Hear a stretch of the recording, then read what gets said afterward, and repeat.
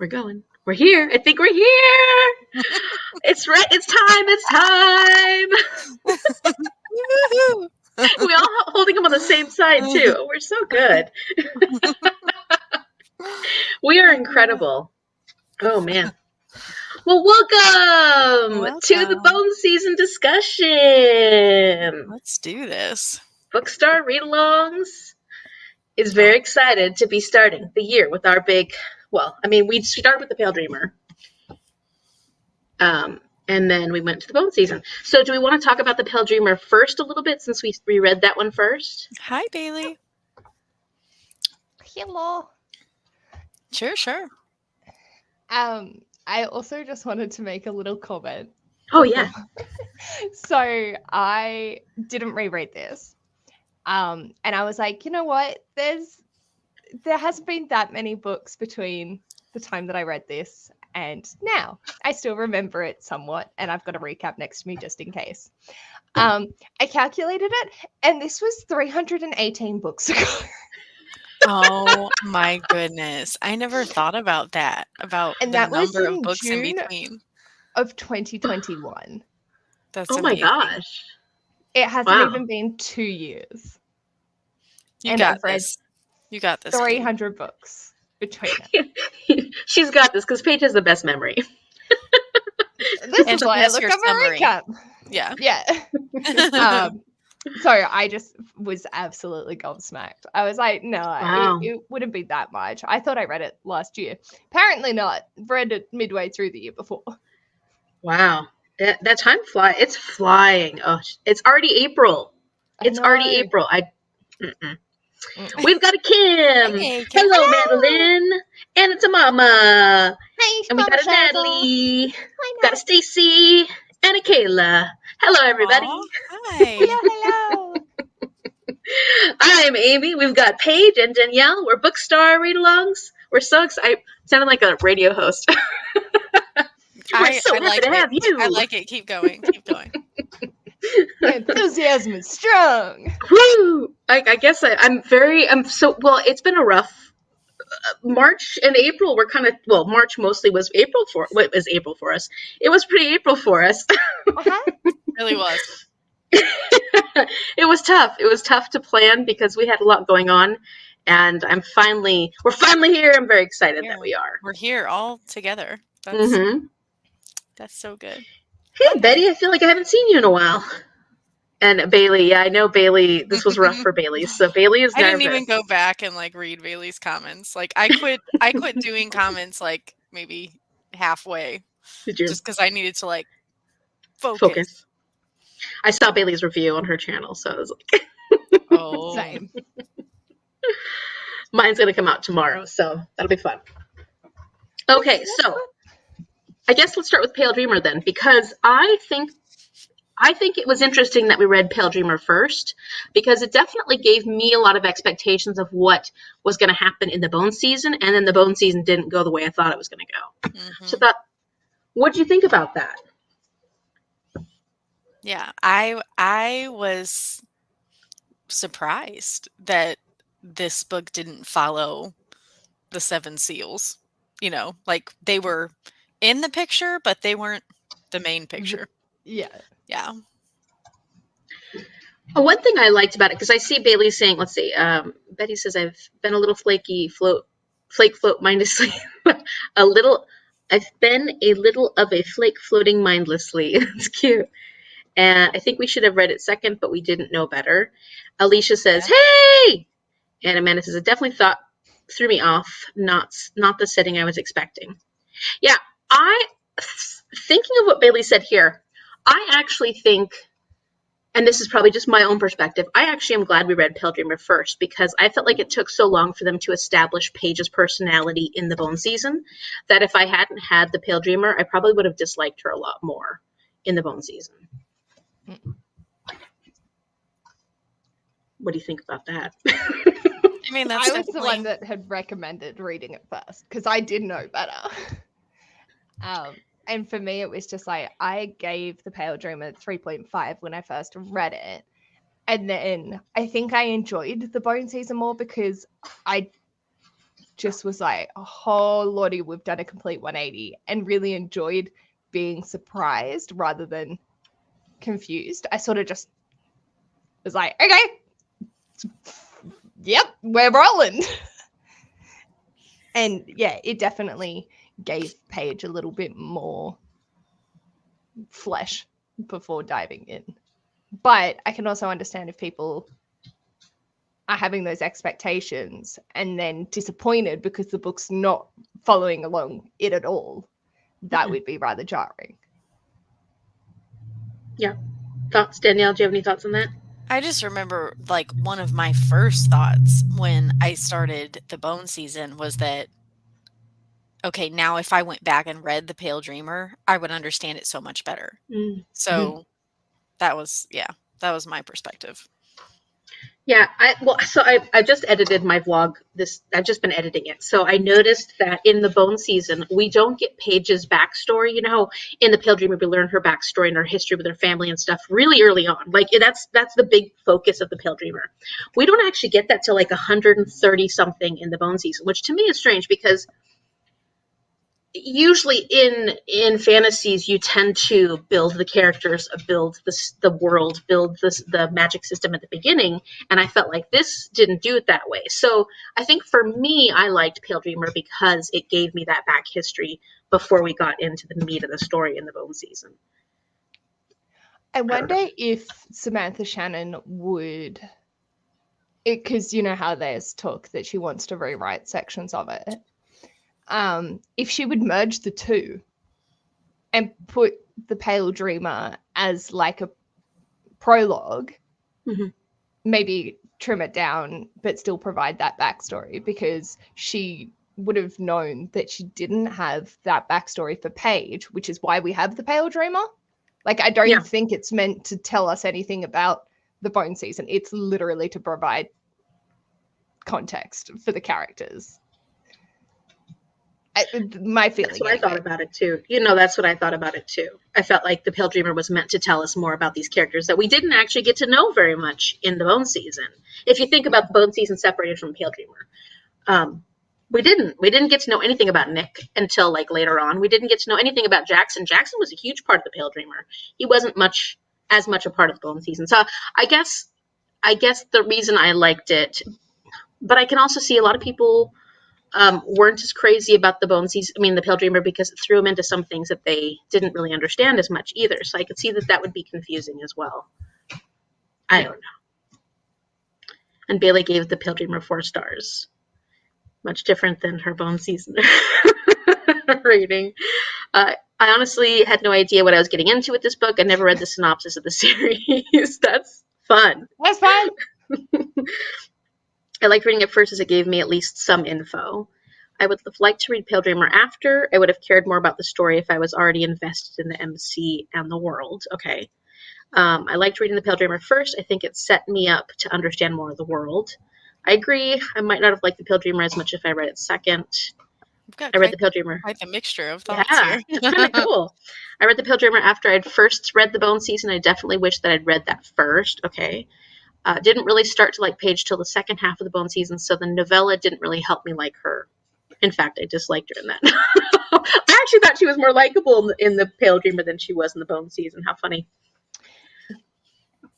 I gave Pale Dreamer 3.75, but I only gave the Bone season 3.5. I was left totally confused at the end. Yes, we had a lot of conversations about the Bone season. Really think reading the novella between book 1 and 2 would get you excited to learn more about the 7 seals, and then we actually see them in the Mind Mortar. At least I'm assuming we will. Yeah.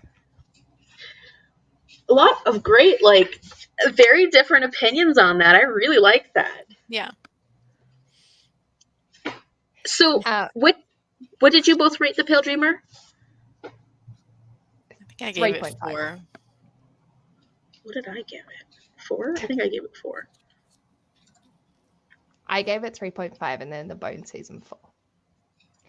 And like, I have to admit, I will always be biased because the protagonist's name is Paige, so obviously it gets a higher rank just because of that. Like, for me. It's so cool for me. Considering we're like bookish people, I don't come across a lot of Paige characters. Yeah. Right. So it's Yeah. like novel in a novel. Natalie gave it 3 stars. I gave it 4 stars. I actually really liked The Pale Dreamer. I liked it more than I really liked it. I wasn't very confused though, even though we didn't really know anything. Anyways, I still felt pretty good about that. Stacy gave Pale Dreamer 4 and The Bone Season 3.5. What did everybody give The Bone Season? I haven't actually rated it yet. I was kind of waiting to decide. But if I had gone on how I felt this morning after I finished it, Mm-hmm. I think I would only give it a 3. But Whoa! mhm, That's cool. yeah. I gave it 4.5. That's awesome. I can't wait to hear more about that. This is great. We have such a mixture of things. Like, at least with Cassie Clare, you know, I was the voice of I'm fucking over this incest, whereas Amy, you were like, this is fun. Yeah. This incest is great. And then Lunar Chronicles, we were all just like, yeah, fantastic. Yeah. And now with this, it's like we've got 4.5, 4, 3, Pale Dreamer high, Pale Dreamer low. Mhm. I haven't officially rated it yet, but that was how Still, I was like, feeling this morning. You were Yeah. feeling this morning. Yeah. Kim says, I liked Paige to start with, but by the end of Bone Season, I found her so annoying. Yeah, Kim and I were buddy reading another book, so we were also talking about the Bone Season at the same time, and she was like, oh. And I'm like, yeah, she felt like, I felt like it felt more mature at the beginning of the Bone Season, but then towards the end, you're like, oh yeah, this is a YA. This is totally a YA. Yes, I agree with that a lot. Yes. She's Yeah. supposed to be 19. Oh yeah, no, I totally. That's why I was like, oh yeah, she's 19. Oh no, Natalie, no. I didn't feel she was 19. I read it thinking she was 17. no, It's literally on the back. I see what you're saying. That you're like, oh, that makes her seem more mature. 19 is not that mature, friends. No. Natalie gave it 4.5. Amanda gave them both 4. Pale Dreamer 3.5 and Bone Season 3. Okay, Bert. Yep, gave. Yeah, Bailey gave the Bone Season 2. Wow, Bailey. And Alicia says, I liked how they didn't do too much with the seals in the first book. I don't know how the rest of the series goes, but it felt this set up the conflict for the 7 seals to be explained more. I have a lot of thoughts on where it's going to go. And also, I have a lot of, I don't know where it's going to go because this book was so busy in all the ideas that were in it, which I like. You know, I liked that about Cassandra Clare. I like a lot of ideas, I guess. I like a lot of things going on. If they can execute it well, though. Right. Well, and I can say that I feel like this may not have been perfectly executed, but I had so much fun with it, I didn't care. Like, I really didn't care. Let's see. I just looked and I gave them both 4. Apparently, what would you say now then, Kim, if you don't apparently think it should have been 4?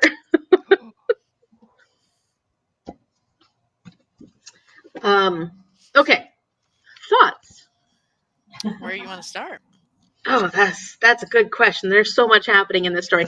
The big first twist. I mean, to me, it felt like a twist because we were expecting something from the Pale Dreamer. So what did you think about that initial, this thing that happened in the 3rd and 4th chapter that changed the whole trajectory?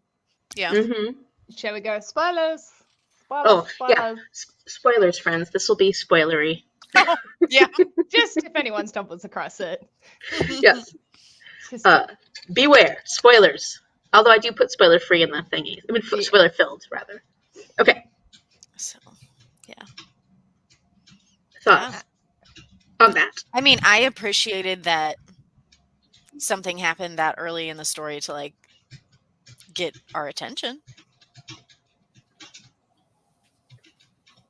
I was, the first 2 chapters, I was actually a little, I want to say bored is not the right word, but I was like, I'm just not as excited about I don't know, for some reason I wasn't excited about the first part of it. And then when it changed, all of a sudden I was like, oh, yes! Yes. I loved that change right at the beginning. And the change in the direction of it. Yeah, like I said, I felt like it was very attention-getting. Mm-hmm. Yeah. Yeah, grab my attention. Very curious to see what everyone's reactions will be to the 10th anniversary edition when it's released later this year. I'm curious how much of a change she'll actually make to it. I hope she doesn't change too much, but considering how much she's grown as a writer for me, like, I feel like it could change a bucket ton. Mm. But who knows?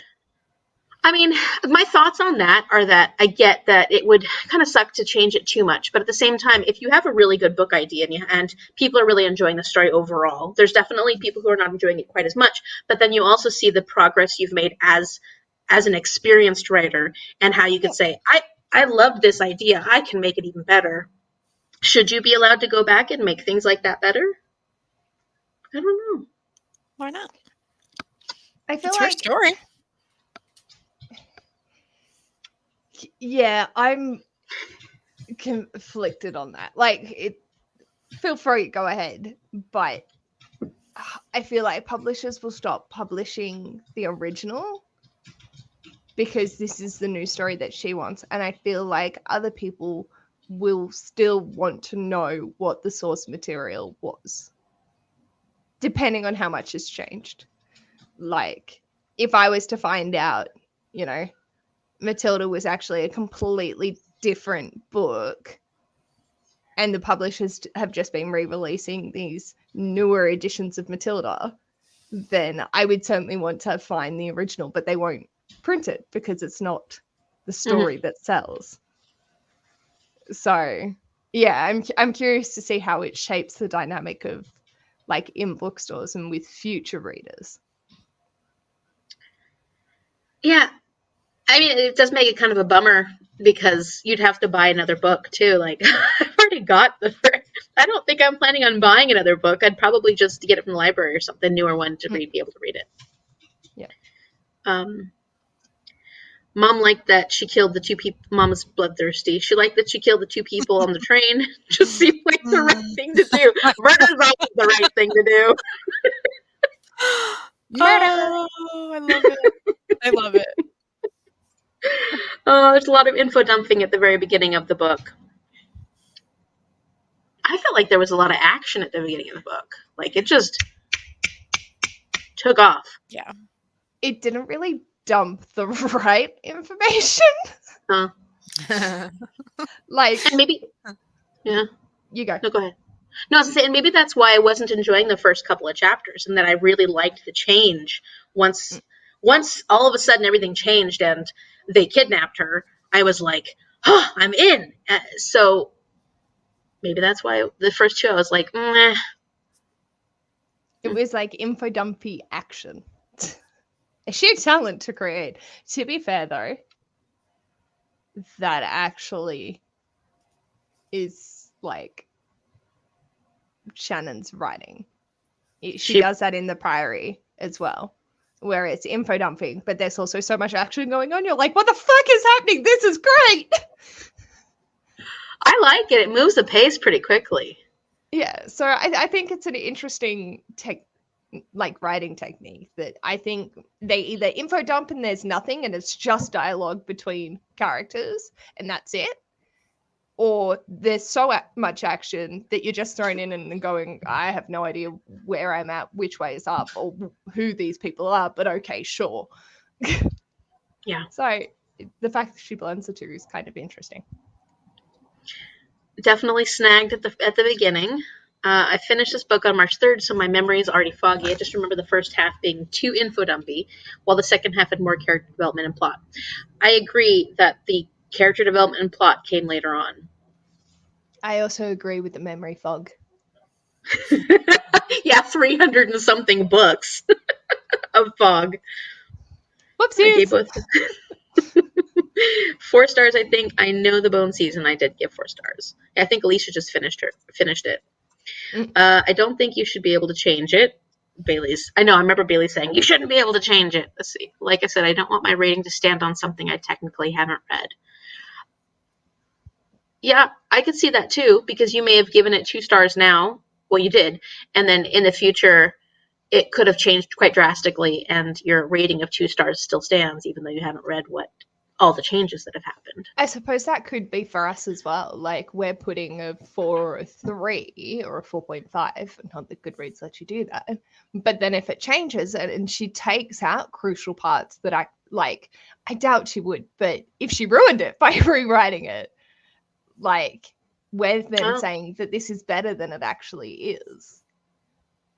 Like, I doubt that would happen, but it's also like...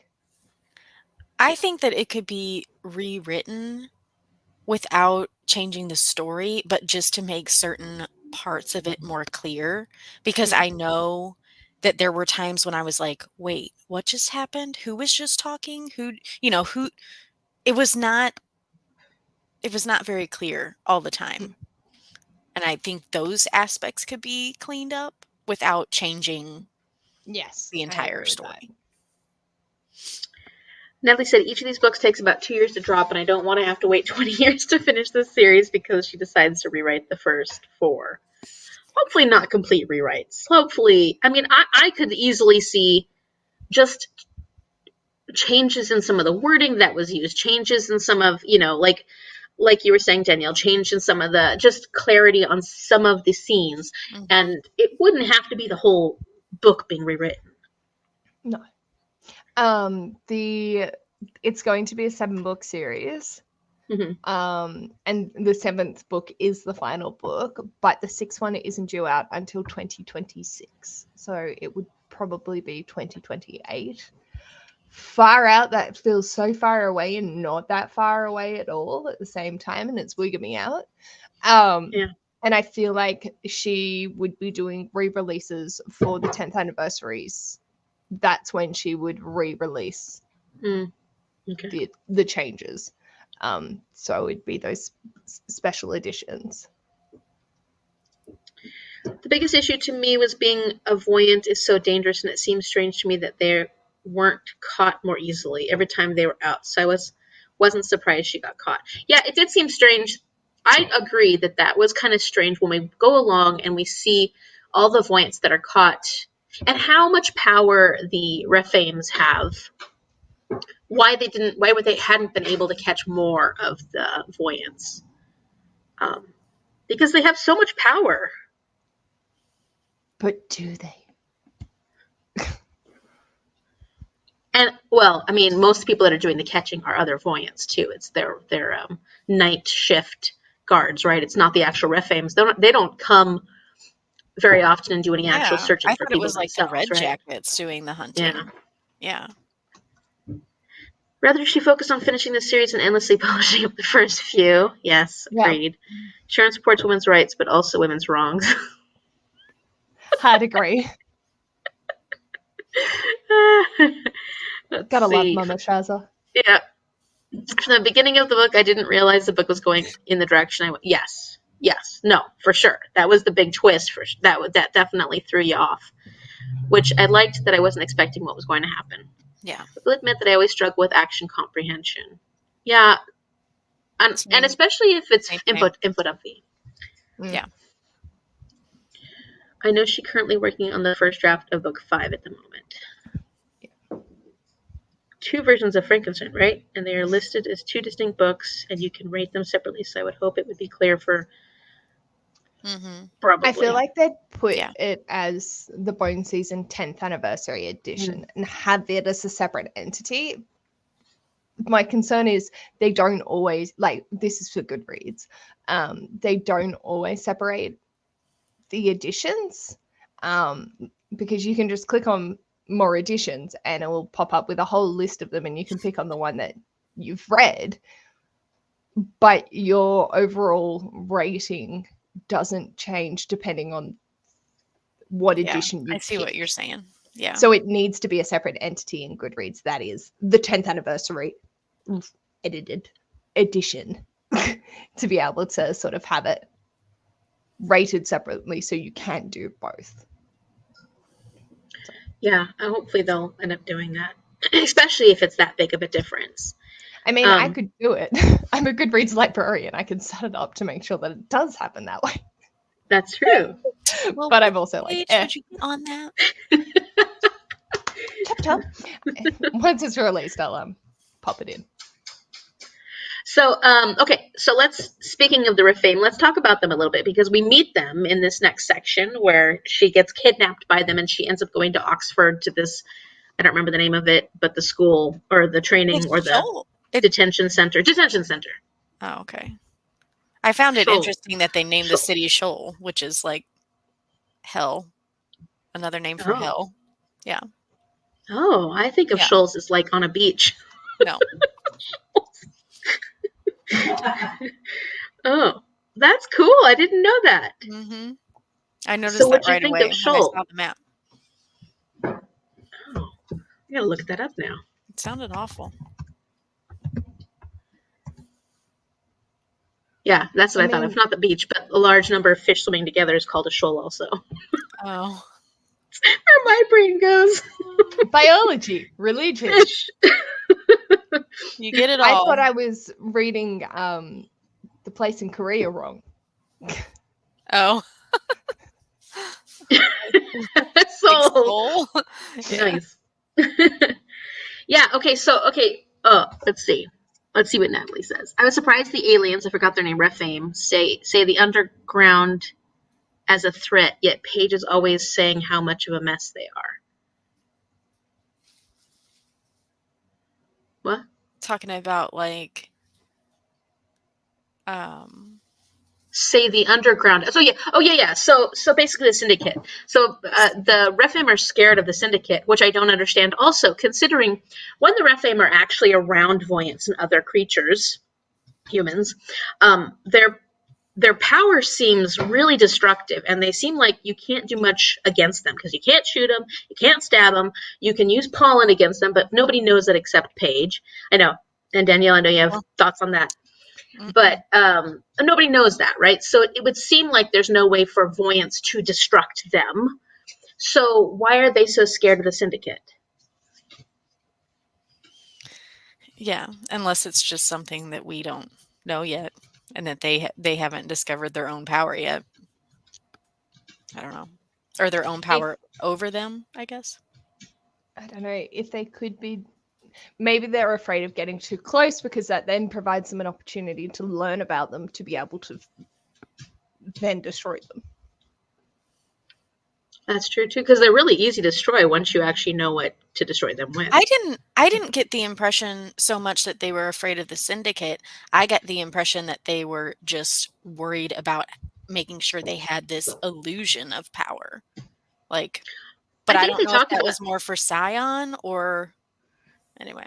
I don't know. I think they talked about Nashira was afraid of the syndicate. Like, she is wary, not afraid of, but weary of the syndicate. She feels like they're the biggest threat to. I didn't understand that either. Yeah. It seemed like the Refame could smash through the syndicate if they wanted to. It's never really explained. No, it's never really explained. And then managed to catch 0 of the 7 seals when they got. Yeah! As if the 7, like, all of us. So Paige is this incredible fighter that Nick has trained. And yet Paige can't defeat Nashira and all these other Refame. But once Jackson and Nick and the other 7 seals are fighting in this battle, all of a sudden they know how to, or at least are able to, like, I feel like they should have dropped like flies. Kind of how Paige did when she first was up against the Refame. Yeah. I mean, so recap was saying that Nashira fears the syndicates because they have organized the Voyants of London. The earlier rebellion of the Bone season almost succeeded because the prisoners were used to being organized by the syndicates. So it's like once they find out how to remove them, they're used to being organized. So then the collective group of them could overthrow the Refame. So like once they know how to work together and they know how to get against the Refame, that actual collective work, like that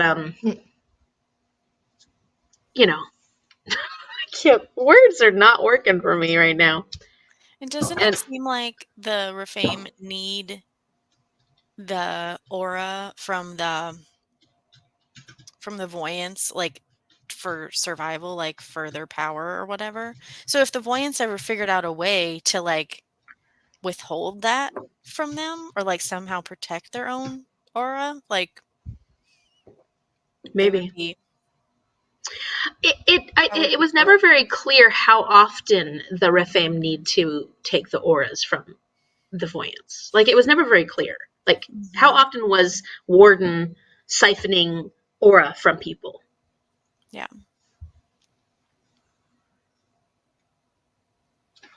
Okay, let's see. Every 10 years, the Rephaim harvest clairvoyance. Right. Are they scared of the Syndicate? I thought they were annoyed with them as they took all the best voyants. They were that too.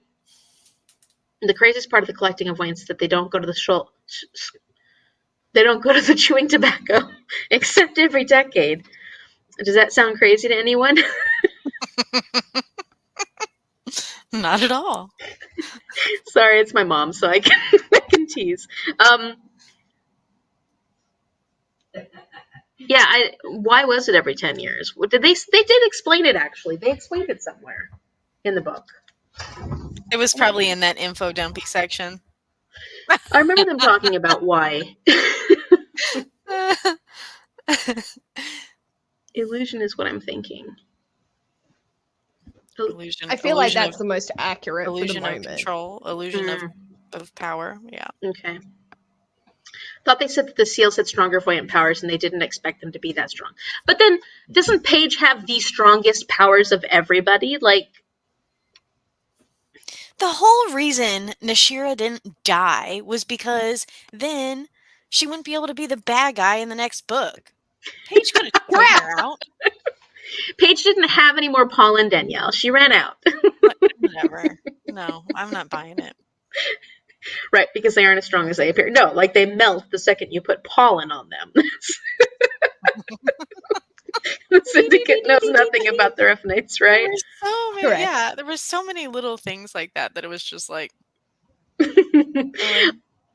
mean, that was one of my, especially the ending. I will say that I loved this book. I enjoyed it so much, but I can see that there were issues with it. You know, I can see that the ending was way too fast and that so many things, all these different ideas that she had came together in the last 3 chapters. And yeah, it was a lot. Never understood why Nadine was interested in Jackson for being a binder. Isn't she a binder? Or how did she bind all those archangels to herself? Isn't Nadine the sister of the one that Nick's in love with? Zeke. Oh, yeah, Zeke. Isn't that who Nadine is? And she's just a singer. Or is it Nadine somebody else that I'm... Nadine's a common clairvoyant. Right. I think maybe she means Nashira. I'm not sure. Maybe Nashira. I think she means Nashira, right? Yes, Sharon. Why wait 10 years? Such a long time. And then they kept him in the tower for 10 years. That's like, also, that would be stupid because you're weakening them. I mean, I guess you want them kind of weakened. They probably don't want too many voyants in their camp at one time so they don't overthrow them. Take them every 10 years to give them lots of time to die. That's fair. Yeah, that's fair. Only red flower pollen donate. And they controlled all of Holland. They kept it in those jars in that building. Yes, all I remember is Nashira. Yes, that's true, Natalie. So I never understood why Nashira was interested in Jackson for being a binder. Isn't she a binder, or how did she bind all those archangels to herself?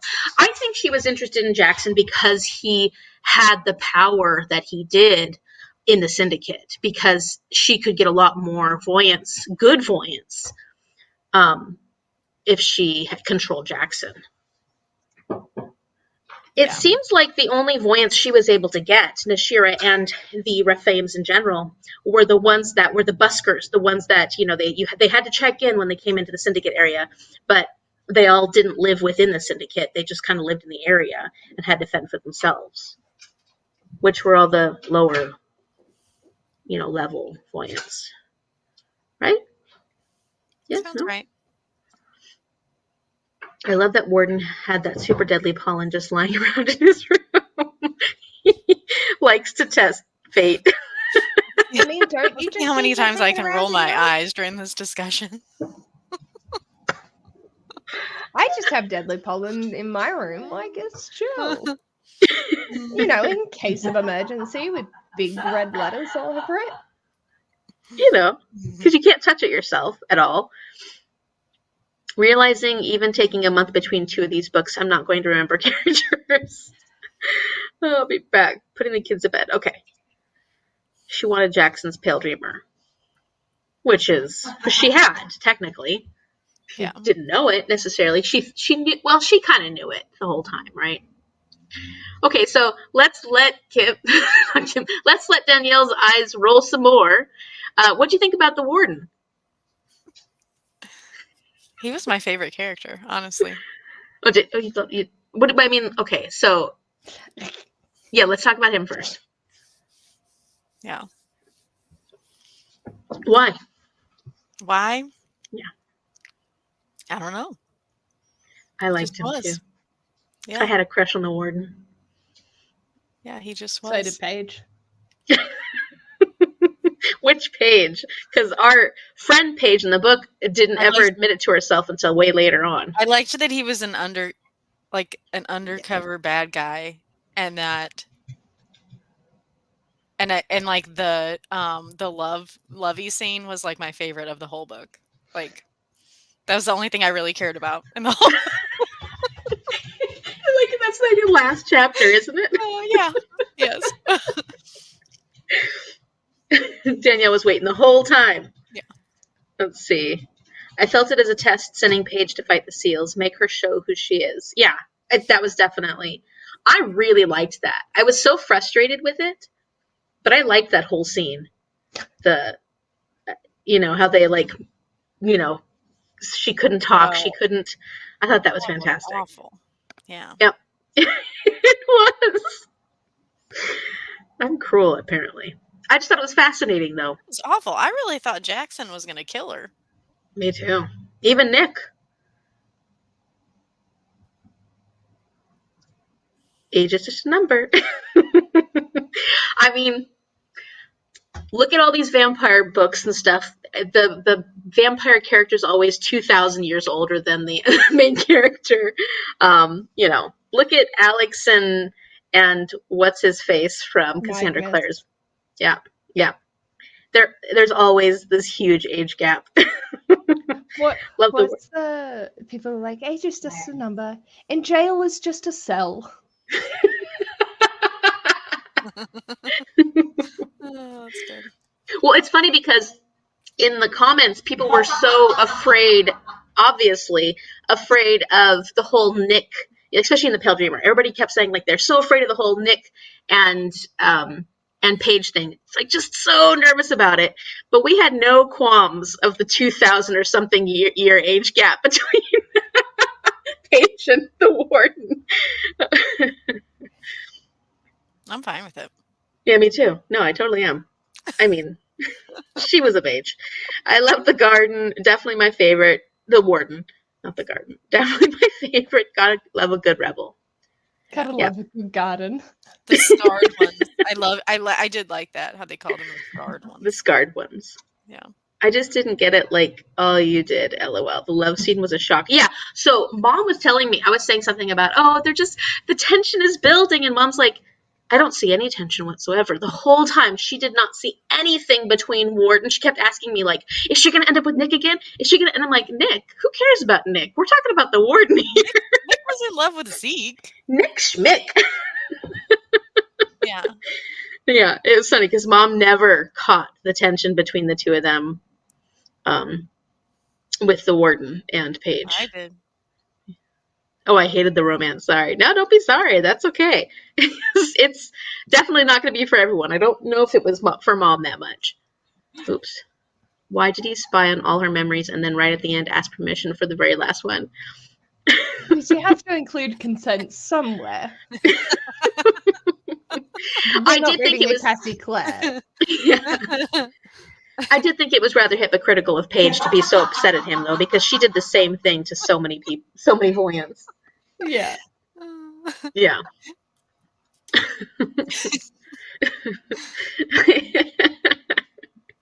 I love seeing everyone's thoughts on this as someone who's read the entire series. Oh, That is a fun perspective. yeah. I think Samantha Shannon's one of, if not Ash's favorite authors. I'm gonna say like one of, maybe not top, but yeah. So I'm curious by their response. Yeah. Someone made a comment about being weirded out about Nick's age and not Warden's. Truth. I think it was because of how young Paige was at the time. I think that was the biggest, But yeah, the age difference is much more drastic between Warden and Paige. I liked when she was healing him and then he returned the favor. Then they were bonded. Wonder how this bond will play out through. Yeah, I love that golden link between them. Mm-hmm. Me too. Like who? Yeah. I didn't like Nick till he was gay. We don't trust straight men in this house. I thought it was really funny that everybody was so I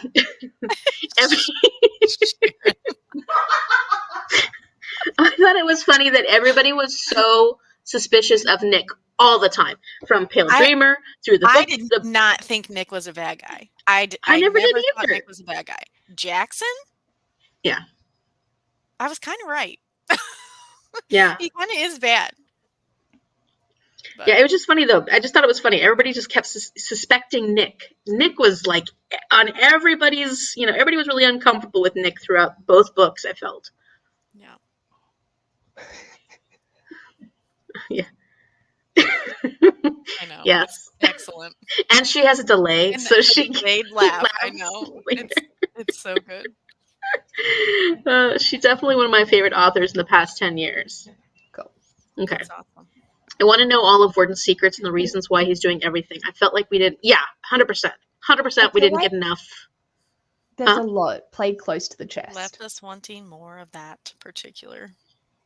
Like, not just with the Warden, but with everything. I feel like they've done a good job of leaving enough questions open that it's not feeling open-ended. But if you want to continue reading the series, there's enough trains that will be able to follow through. Like, I feel like you could stop reading the Bone season and oh yeah, you could read it as a standalone. Definitely. You could just stop. But I'm not going to. But you could. That's funny. Jackson can suck a big toe. Yeah, he's not a nice guy. He is not a nice guy. You're agreed with Paige. Yeah, I don't like Jackson. He is such a jerk, and he's very manipulative. He's just as bad as Nashira in a lot of ways, I think. When he was drunk, that whole scene when he was drunk, no. Yeah, no, he was mean. He's mean. Yeah, when they were torturing Zeke and like trying to break into his brain. What were they trying to break into? Yeah, his dreams. Because he's an undefined, so they're trying to define him. They're trying to figure out what kind of voyant he is. Yeah.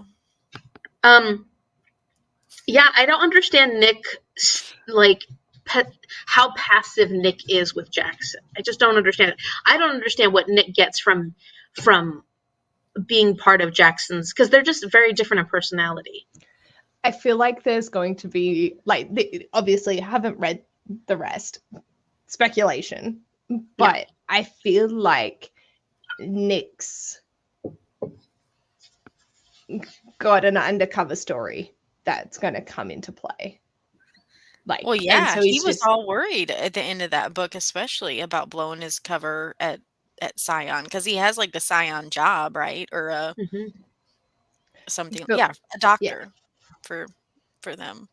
Like, I feel like there's a reason he's making excuses for Jackson. Yeah, I think so too. Something else happening. There's something. Ha ha ha! Poor Danielle. That's not how she meant it, but that's what I said.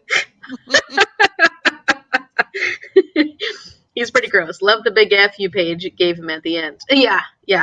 The big FU page. Yeah, there's going to be a lot of competition between those two because Paige is, now that Paige sees that she's not necessarily free in the syndicate either, and that what she's been hoping for and wanting is freedom, and how much Jackson controls her, and also how large her own power is as a person. I think that she's going to. I think there's a lot of Paige that she's just been so young, and she's been raised in the syndicate, basically brainwashed by Jackson this whole time. So I think there's a lot that she's more understood about herself and learned about herself going through this horrific experience. Yeah, and I think her ability being what it is and like the rarity of it, I think she has some leverage with Jackson, and I think she needs to use it. Oops. Nick makes excuses for Jackson. Not a fan. Yeah, I know. A lot of people are not a fan of Nick. I just don't understand him yet, you know? Yeah. Hope Paige sticks with her quitting the SEALs, though, and doesn't go back to them because she seemed to question it after she did. After she said it. She does. She's pretty indecisive, our little Paige. Well, and she just had such a sense of belonging there with them that, yeah, I think that's going to be hard for her. Well, and here's the thing: it's the whole thing that kept bugging me time and time again throughout this book was that Paige was wanting to leave the shoal forever and go back to where she was safe in the syndicate, but she also recognizes the greater reality here, and that the Rephames are trying to create more shoals, and that they're really controlling everything. They're controlling the Scion, which is in some ways controlling how the syndicate is able to operate, because the syndicate depends on the Scion being against them in order to operate the way they do. And so why would you think you're going to go back to the way you were before, knowing that it's short-lived? Like, you're never going to have the freedom in the world of syndicate because it's everything is controlled by Scion, which is now controlled by Rephame. Yeah, I mean, everything they were doing before with, like, the spirit auctions and, whatever, like, all that's, like, small potatoes now compared to, like, what's going on and, like, how the world could potentially look if they continue to open basically these, like, concentration camps for voyants, like, yeah. So that's going to have to be priority number one, is, like, stopping the bad guys. Which there are, like, 2 bad guys? There's, like, maybe 3 bad guys? I don't know.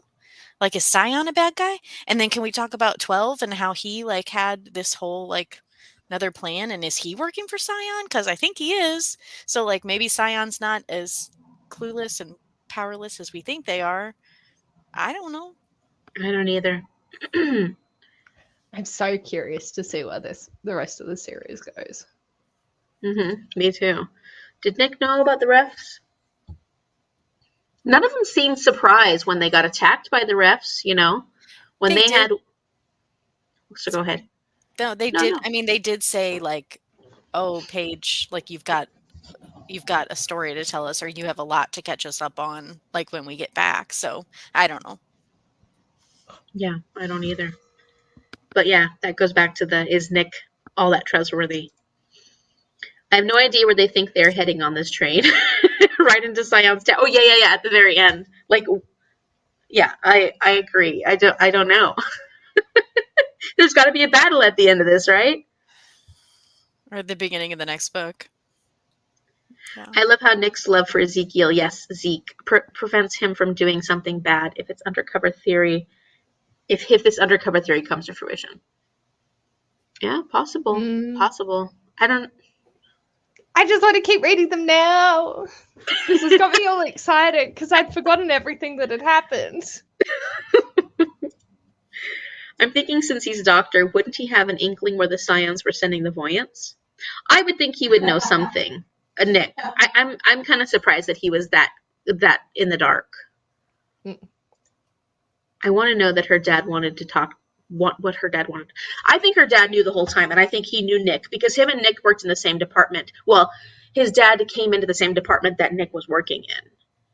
So there's a connection between Nick and her dad. I kind of hate how that got left hanging, like everything with her dad.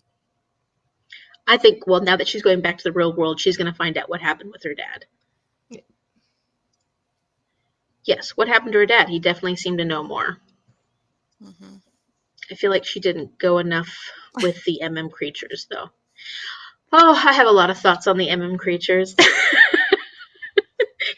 My theories at the end that I was so excited about. Okay, I well, think, tell me some of them. Tell me some of them, because I didn't read them yet. so I think, so there was a big fuss made about the whole story of Adonis and how the Rephaim are basically, well, I think they're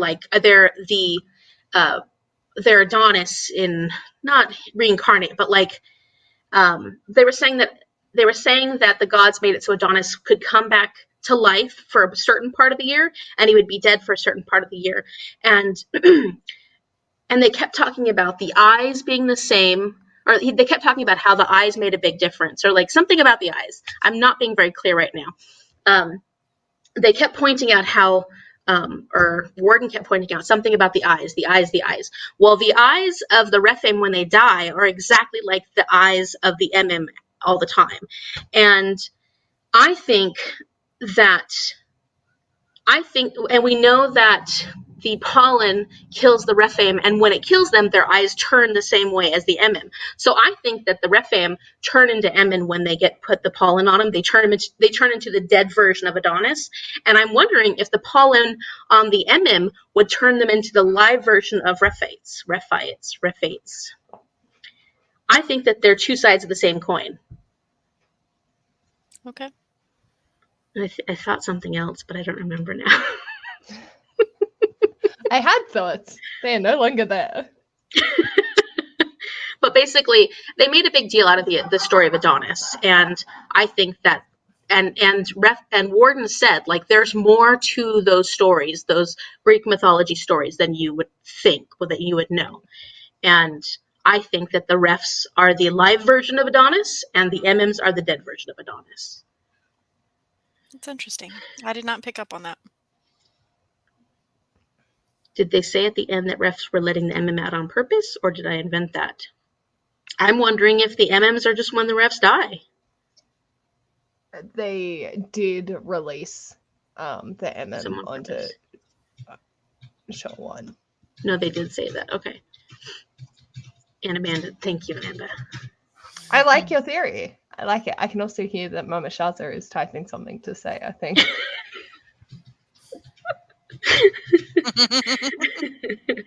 Well, I was focusing on, because they did focus on the eyes a few times. So I focused in on that and was thinking about that, as well as thinking of how much weight Warden put on the story of Adonis. So that's why I was like,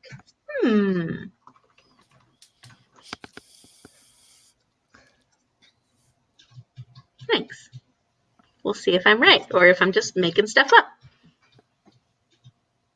But okay, I am curious what was falling off of that MM when Paige was fighting it, and falling into her mouth and into her eyes and into. Oh my gosh, I forgot about that. That was so gross. I'd repress that. She's like, it's falling on, and in her mouth. I'm like, close your mouth. Let's see, what did she type? Or did the MM that came was one of the ones that died? That's what the one that came, was like it the Rephaim? The one that she killed when she was going to get the supplies? She killed one of the, so maybe one of the MMs was him. I don't know. Maybe. I do think the refs created the MM in one way or another. Yeah. This book was too infodumpy about stuff I didn't care about, and then completely left me hanging on stuff that seemed important. There's a lot of info. I agree with Amy. The MM had something to do with the refs. Yeah, there's some connection for sure. Close your mouth.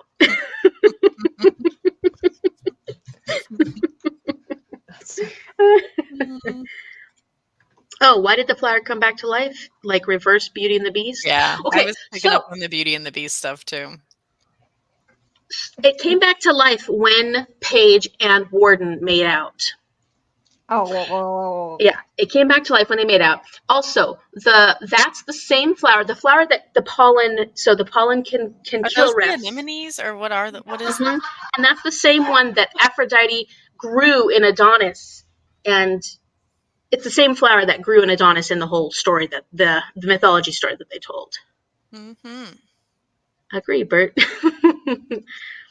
So pollen of the red flower kills them. Paige's happy place is a field of poppies, red flowers. Yeah. Oh. Are they poppies? Yeah. Symbolism. It was hard to like differentiate between those flowers, like the flowers that were in Paige's dreamscape and the anemone flowers. Like They are. Anemone poppy. And then anemone. Yeah, poppy anemone. is it the same Courier. thing? It's same thing. Anemone coronaria. That's like the scientific name of it? And they're Really? also called poppy anemones. I think it's a specific type of poppy because there are other types of poppies. Okay. So what you're telling me is her dreamscape is made out of the stuff that kills the Refame. And the Warden can shape and manipulate dreams.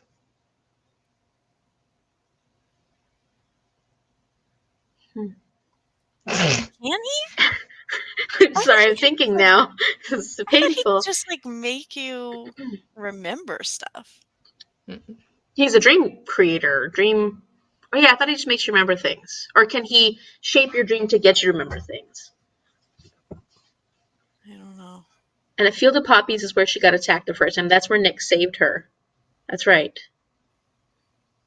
Convenient. So where's this significance there?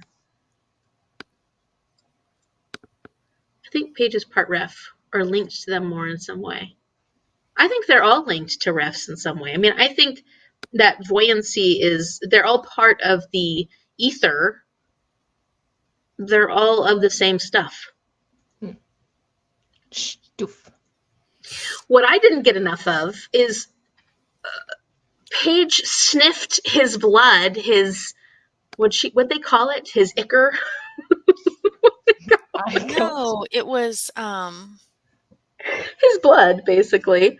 His shiny blood. There was ectoplasm. He had like ectoplasm, yeah. So when she sniffed it, Like all the of a stuff sudden that her Survivor's made out of. voyance. The Huh? ghost on That's right. Ghostbusters. That's right. So when she sniffed it, all of a sudden her voyant powers were like on hyperdrive. And I wanted her to taste it. I was like, taste the blood. Come on, taste the blood. What will it turn her into Refem completely? Will it, then she'll be the most powerful creature of them all. I was waiting for that. It didn't happen. The most power, the one to rule them all. Their red pollen must not be out. Yeah. They're out like our pollen is right now. They would all be dead. Yes. Yeah, allergies are bad. Yes. I don't know for what. But yes. I thought the ectoplasm was going to be a bigger deal. I did too. Yes, Bert. I kept waiting for it. I'm like, you could defeat anybody and everybody with that ectoplasm. How come you're not using it? And I thought it's like a tit for tat thing. Warden sucked her blood. She should suck his blood. No.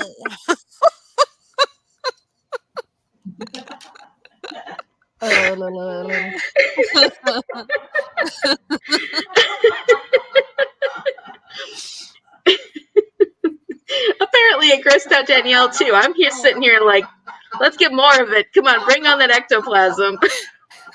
You are a sick girl. No. Paige is all for it too, apparently. Yes, share that ectoplasm. You don't need all of it, Warden. Okay, so why couldn't Warden touch her? Like, what was with this no skin on skin contact? Oh, he could, and he did, and it was great. But I'm just like, what did that signify? It signified Nashira being a snob. I don't know what she's laughing at now. Oh, so it was mostly that Nashira didn't want him to be sullied by a human.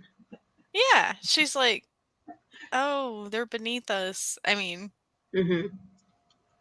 yeah, you're tainted if you touch them.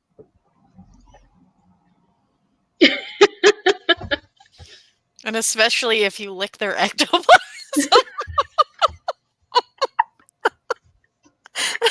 Just a little taste. Oh my gosh. There's power there. There's power there. Don't poo-poo it. Mhm. I think that's going to come into play later on. And I'm telling you, it was giving me real vampire vibes. You know, I it was was giving gonna say, me you real just need vampire another vibes. vampire book. That's all this comes down to, is that you are having withdrawals Vampire from, withdrawals. yeah, from Matthew. That's all this is. This is just Matthew withdrawals. Oh, Matthew. Is that a bad thing? No, no. Sucks to have your man leave you for the peasant girl. That's true. Oh, well, and Nashira really was, Awful. oh, yeah. But she was keeping him under her thumb, really, right? I mean, I know he was the most attractive Rephaim, which everybody said multiple times.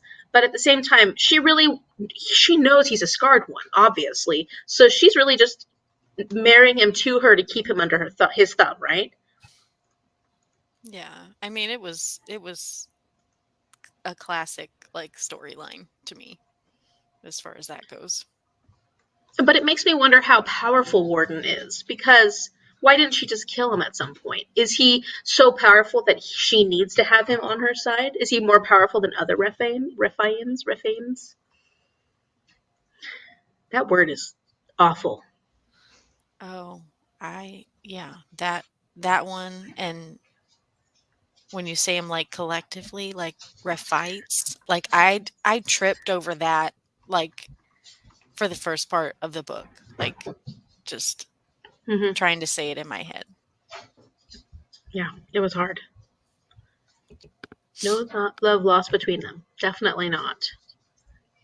I don't know why they kept any of the scarred ones alive. Yeah, I was curious about that too. I was curious about the motivation of the Rephaim in general. I knew what Nashira's was. Maybe it's a numbers thing. Maybe because, like, I don't know that they're reproducing. I don't know.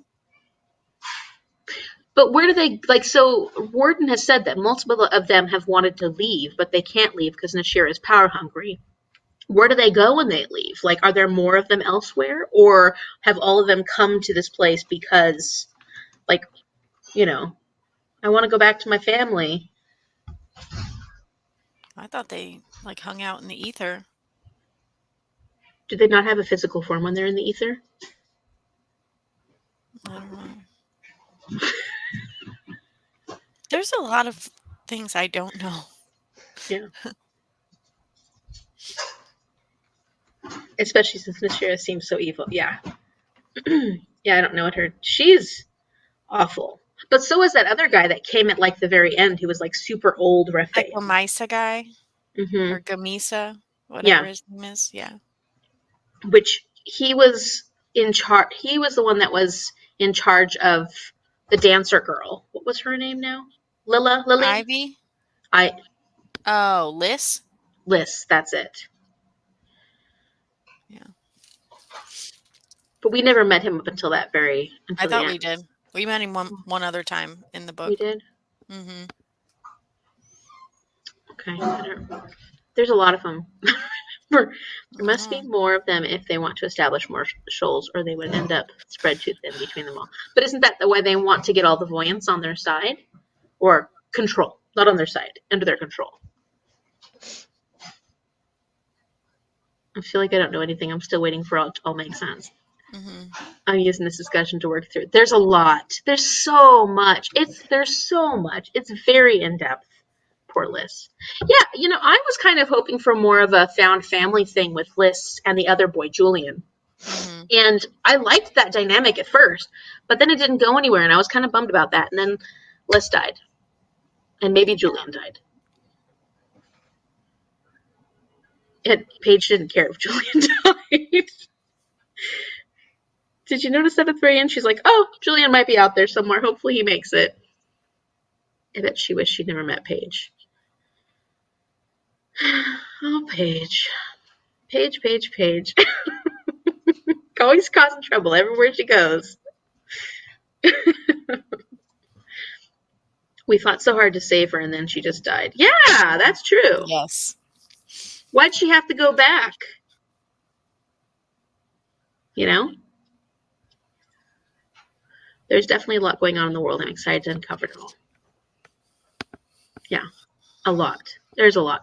And, you know, that is, like, to me, that's what's so exciting about this book, but I can also see that as part of the flaws of the book, is that, you know, the last third of this book could have been another 100, 200 pages, and then you might actually get all the information you need from it. It read so fast. Who cares if it's longer? Danielle's face.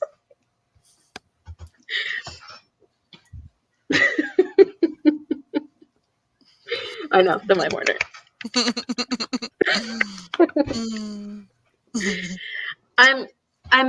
I'm hoping that there's a lot more Warden and Paige action, Danielle, for your sake.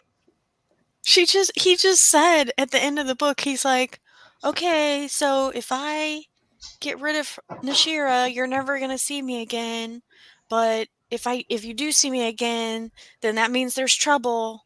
And He thinks he's saving her. Like, he doesn't really genuinely believe she loves him, though. Like, he thinks he's protecting her. It's very honorable, actually. No. Because their whole goal, the rebellious Rephaim's whole goal is to go back, is to not stay here, is to de-establish this, you know, like, de-establish this little thing that's going on. And that's why he'll never see her again, because the whole intention is for them to all go back to where they belong, in a sense. But if he sees her again, it means they've lost the battle.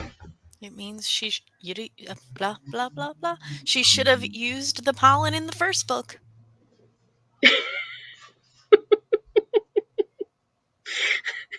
I mean, why even show us that they can be destroyed? And then we get to the end of the book, there's this whole, like, elaborate plan. And somehow the whole elaborate plan doesn't include blowing some pollen in Nashira's face. Like, I don't know. I feel like it wasn't easy to come by. At least in like Shoal. Their original. Yeah. I mean, they had it pretty well under their home. Oh, no. I mean, like, in Shoal, because it's so dangerous, they didn't have a lot of it, like, ready and available to start blowing it at. Because, I mean, wouldn't that be pretty bad for the Rephaim? Well, yeah, I don't know. Maybe it was a time thing then. Because I was thinking, like, oh, they could have waited and, like, stockpiled, but they couldn't have waited because that bicentenary thing was coming. Yeah. Alicia says, I agree. You may want more Warden and Paige. So, yeah, we need them growing, harvesting more poppy. That's what we need happening in the next book. From her dreamscape. Yes! Oh, that'd be cool if she can just pull it out of her dreamscape. I'm going to have to wait till closer to the live show to read this so my memory is fresher. Yeah. Yeah, some people have already started reading it. In fact, some people have already finished reading it. The Mime Order. Oh. Amanda from the Reading and Writing Life. Yeah, she's already finished it. She thought it was this month's book. Yeah. And so she's read it. And she's like, oh. Okay. Yeah, she read it like on the first day of the month. Yeah. Warden and Paige? It's this one. Oh, yeah. Stacy's not feeling it. Like, I like it. It wouldn't even have to be Warden and Paige. It could be Warden and whoever, but Warden. Yeah, we just need more Warden. Yeah. Yeah. Warden and Amy. I like Warden and Paige. You would. Let's see. What was the drug they were giving to Warden and why? Oh, what was that? That there was a it. Well, the why was to keep his scars. It was not ambrosia, but it was another type of. Yeah, it was another A name. It was another type of like flower or like herb essence or flower or something like that. And it was to keep his scars and his pain away. Yeah, and that was what he was like brushing on, like Lys's lips and Paige's lips, like to bring them back to life.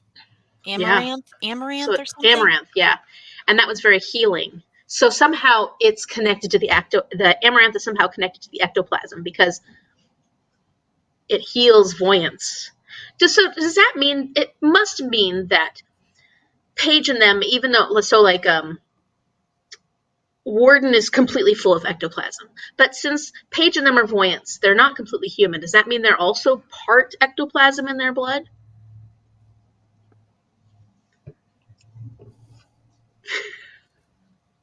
Amy just keeps asking the questions. No idea. I'm just throwing them out there in the ether. Maybe Nashir and Paige are going to battle in Paige's dreamscape. Dun dun dun. Maybe. Just toss her in the poppies. Paige seems pretty deadly with her abilities. Like her voyant abilities are pretty extreme.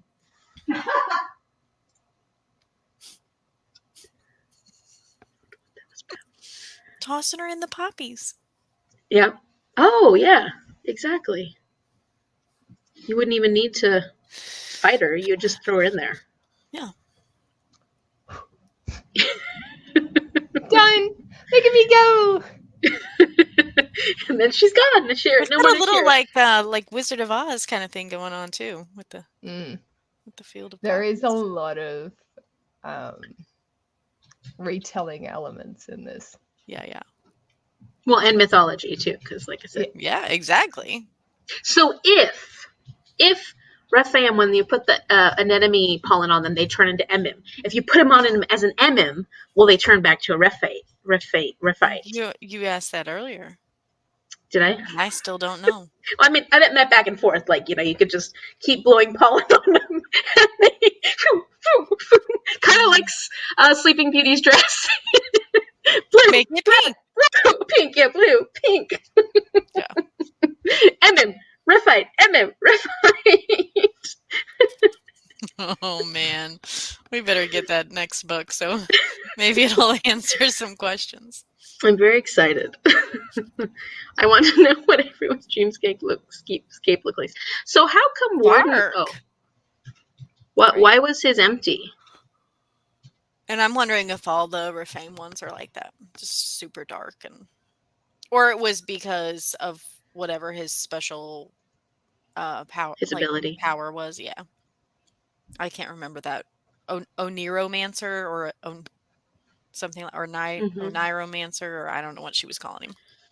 Yeah, they had some interesting names for them. And then Jackson, I was like thinking how short-sighted Jackson is when it comes to voyance, because he's like, oh, they're just they don't have any power. She was talking about the other ones as having so little power.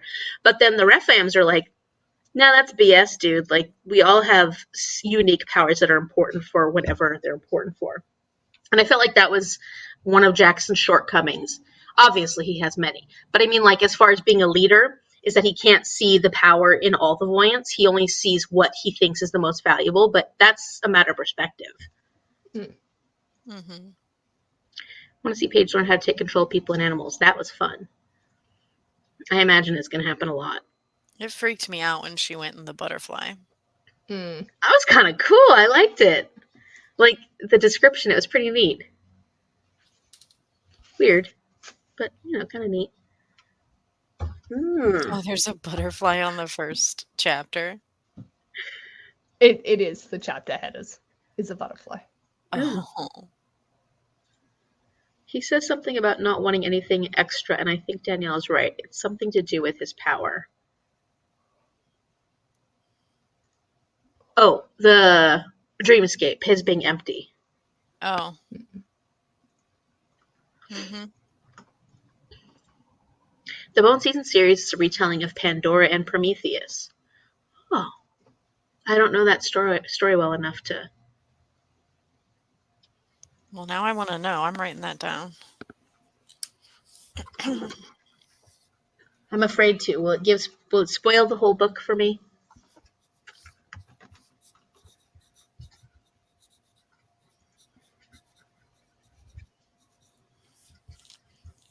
Maybe it'll answer some of those questions, Amy. True. Is Prometheus the one that brought fire to humans? Oh. I'm just beginning my mythology, my year of mythology, not my year, what do you call it when you have your my mythology era. I'm just beginning my mythology era. I love that. My mythology era. I've been enjoying mythology this year. Surprising for me, because I haven't enjoyed it in the past. Do we have any other thoughts? There were a lot of thoughts. I have This no is great. thoughts. My Yeah, brain me never neither. has thoughts. Yeah, Me neither. my only thought was just like, if I wasn't reading this with you guys, I really don't know if I would pick up the next book. Like, I just was like, eh, Yeah, it's not okay. excited. Not as excited about continuing on. Yeah, and there were definitely times where I was like, I just wanted to get done with it so that I could read something different. You know, that's not good. No, that that's doesn't not a speak fun well. feeling. And it probably No. didn't feel as fast of a read to you because you weren't enjoying it so much. Yeah, definitely. I'll be curious to hear what Bailey thinks also as you continue on, because Bailey said she's going to continue on as well. And She I is. know she only gave the first one 2 stars, but she said she wanted to continue on. So we'll see. Okay. I don't know too much about the lore, but if you're in the Discord for the Bone Along, hosted by Ashley from Reflective Fiction, there's a whole document with theories. Oh, Interesting. okay, that's interesting. I feel book 2 will be very different, so hopefully you like it, and those who liked book 1 will continue to like it. That's wonderfully positive, Natalie. Happy Thank thoughts. you. We like happy thoughts. Yes. Anything else anybody wanted to discuss and we didn't bring up that you're just like itching, wanting us to talk about it? Because other than that, I think we've I don't know if it's not, I wouldn't say beat a dead horse because there's so many different topics in here, but I can't think of, hoping that the direction the next book seems to be heading, I enjoy more. Hopefully. Hopefully there's a little more clarity. We didn't talk about Seb. I was really glad that he got mentioned again at the end of the book and that she was able to free him as much as she could. Because I thought that whole thing with him was just crap. I thought that was just the dirty deed. Yeah. It was so sad too. It made me cry. I was like, Seb. It was messed up. It was messed up. And it was nice that they got to bring Seb back and he got to be released. It was interesting that it happened to be Seb that they put in the lock. Little convenient. It does have spoilers for all the books that have been published, so if you do look at it, that's what I was worried about. Seb. Yeah. I think he definitely deserved a mention. Yeah. Yeah. I know, and we didn't have that much time with Seb, but I got really attached to him pretty quickly, actually. Yeah. Yeah. Yes. I was pretty surprised. Which is funny considering she spent way more time with Liz and Julian, and yet we didn't get nearly as much. We got more character development with those two characters, but their ends, or what could be an end for Julian, we don't know because she didn't care enough to follow that through. But we didn't get as much from those ones. Yeah. That was really sad and really bad. That was a good way for them to show how ruthless and horrible the Raphael was going to be. Because that was pretty early on.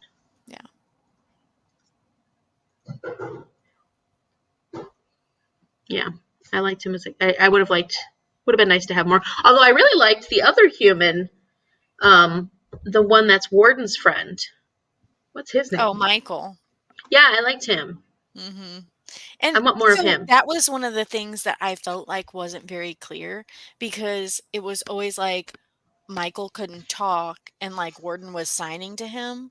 But then there was like sometimes where I had to look back and I was like, wait, did Michael just say that or did Warden? Because even though I knew Michael couldn't talk, it was just like the way it was written. I don't know. That part was a little bit confusing to me. And I was like questioning, like, maybe he can talk. But no, he can't. Well, he could talk. He had regained his voice, but he was still so traumatized that he didn't talk very much. I think he got so used to not talking that Oh, he just didn't. So he did finally talk to Paige, but it was like once or twice, and it wasn't very often. okay. And Yeah, that he part was defaulted confusing. back to signing and stuff because I think he had had so much trauma that Mhm. Hmm. makes me nervous. Characters I like already dying. Yeah, That that's gonna I have happen. a feeling Samantha Shannon does not have a problem killing off characters. Seb showed that they don't just hurt Voyants. Oh yeah, they're so mean to humans. Oh, they were. He can talk. He chooses not to. Yeah, Okay. I Yeah. did like Michael. I was hoping for more of him. Hopefully, we'll get more of him in the next. Because he seems like he's going to be a fun little hero. Like I get the feeling he's going to have a bigger role to play. Totally thought Hector set her up to get caught in the beginning. So did Mom. Mom thought the same thing. That's what she was saying. She's like, I know that Hector's the one that is caused Oh, this to happen. is that the other Mime Lord guy? Or Hmm. okay. He's the head of the syndicate, even though he's really icky. Yeah. He's the one that she ran into in the Pale Dreamer. Hmm. Mhm. Yeah, Interesting. because he had a much bigger, and that was the thing about the Pale Dreamer, though. All these characters that we got to meet in the Pale Dreamer had such big roles in that particular story that you thought that was going to get carried over into the Bone season, and it didn't. And I think that Mom kept holding on to like Hector plays a bigger role, Mhm. and when I'm like, no, Hector's not a big role in the Bone season at all, because Yeah. that really was a separate story, in a lot of ways. He's a smart cookie, meaning Michael. Yeah, Michael, yeah. She yeah. called him a whiz kid with the whole like computer thing. I liked him. I thought he was cool. I liked his and Warden's dynamic. I'm like, yeah. Yeah. Yeah. I feel like the refs could make a deal with that sleazeball. He would have no problem selling out other. Jackson too. I don't trust Jackson. Although he doesn't want to lose the power, so maybe Hector is more willing to lose. He's more interested in the benefits he would reap, whereas Jackson just wants to be the best and have the best voyance. He's a collector. He does come into play, but that's all I'll say about that. Little teaser. Well, we're going back to the main world in the next book, so I would imagine most of them are going to come into play again.